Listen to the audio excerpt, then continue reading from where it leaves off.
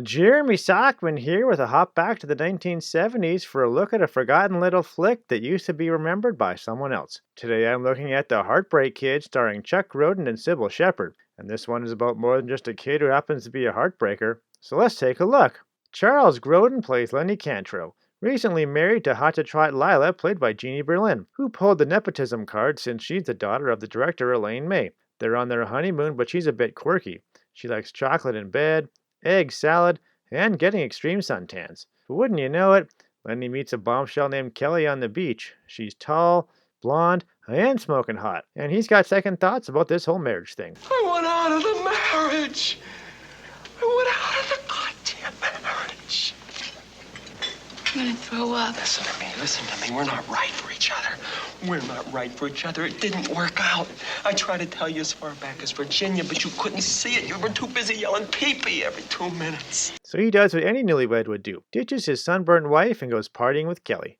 They go for dinner, to a show, then for a cruise before he confesses that he's going to annul his marriage and hook up with her. Well, Pops isn't too happy and they head back to Minnesota. But Lenny doesn't give up that easy, and once the papers are signed, he's off chasing Kelly. Spoiler alert, he marries her in the end.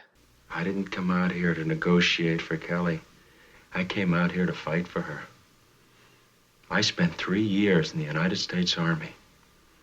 I fought every goddamn minute of those 3 years. Unfortunately, not overseas because of a minor back injury. Now, The Heartbreak Kid may sound like a simple movie of second thoughts, but it's actually something much more sinister. This is a movie that wants to show you how Christians just can't have any fun. It's interesting. Lila won't have sex before marriage, so Lenny marries her to get into those sweet 70s bell-bottoms. But one problem, she's Dullsville. He wants something hotter, but couldn't possibly have an affair. That'd be adultery, so he gets divorced first. Then, like the fine upstanding army vet he is, he has to get Kelly's dad's permission to court her. What a dork. A guy this old-fashioned, I'm surprised he didn't ask for a dowry first. Well, and just plain old-fashioned, corny lingo, sir. I have fallen head over heels with your Kelly here. It just, it didn't take me long to make up my mind. One good look did it, actually, if you want to know the truth. But I'm the kind of crazy hairpin that just doesn't need much more than that. And then that's it for life with me. Now, there is a slight complication.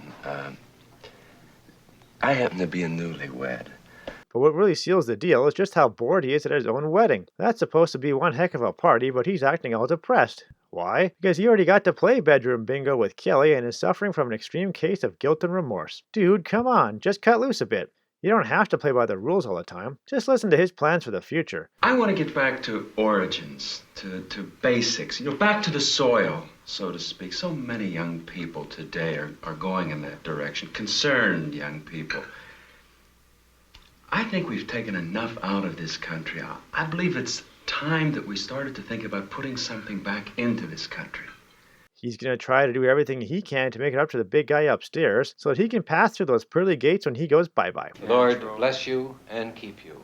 The Lord make the light of his countenance to shine upon you and give you peace, both now and forever. Amen. So in the end, while the Heartbreak Kid might have teased you with the promise of oh so many romantic misunderstandings, instead, all the while I was trying to stick that knife in the back of someone who plays by the good book's rules and lives a fine upstanding life. I'm Jeremy Sockman, and I'm all about treating everyone's religion with respect, and that's why I'm giving the dig at those who don't worship graven images that is the Heartbreak Kid a hard pass. I have never heard such a crock of horseshit in my life. Sir? Where do you get ideas like that? They just come into the New York head of yours? Hey, bless my soul, smooth your brow. I thought you knew by now. You're going far. You'll hit your stride any day, and you'll be on your way. You're going far. When it's rough, you got to hang in there. And it's rough, I know, 'cause I've been there. Life throws us in